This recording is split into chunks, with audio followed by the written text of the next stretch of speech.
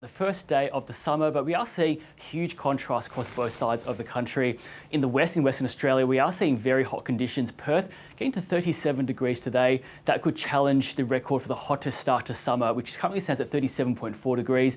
Then further north towards Geraldton, we are seeing temperatures reaching the low 40s with extreme fire danger through there. And then in the southeast of the country, particularly through Melbourne and Victoria, we've had a cold front move through and it is feeling more like winter, just 15 degrees in Melbourne today. That could be one of the coldest starts to December on record through there.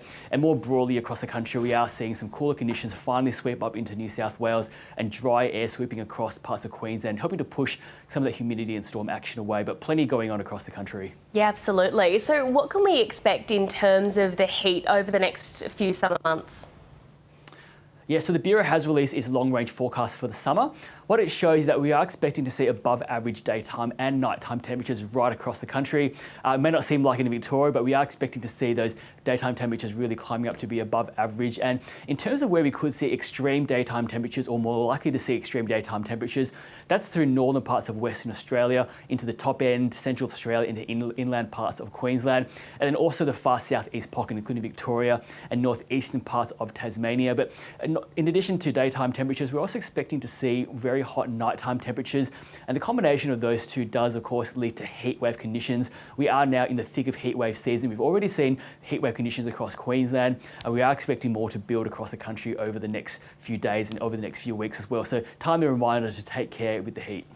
Absolutely. What about the rainfall over summer? We've already seen a handful of pretty significant summer storms. Are we in for a wet few months? It has been a very wet end to spring. Parts of southeast Queensland recorded more, even up to double the average rainfall through the Darling Downs out towards Brisbane and the Gold Coast. And in Victoria, Melbourne has recorded its wettest November since about 1992. So in terms of rainfall though, there's no really strong signal across the east coast of the country, even though we have declared a La Nina event, which typically means above average rainfall for Eastern Australia. This event is expected to be quite short-lived and very weak. So no clear signal for the east coast, which does mean that we will need to sort of wait and see what individual weather systems come through across the east and the southeast.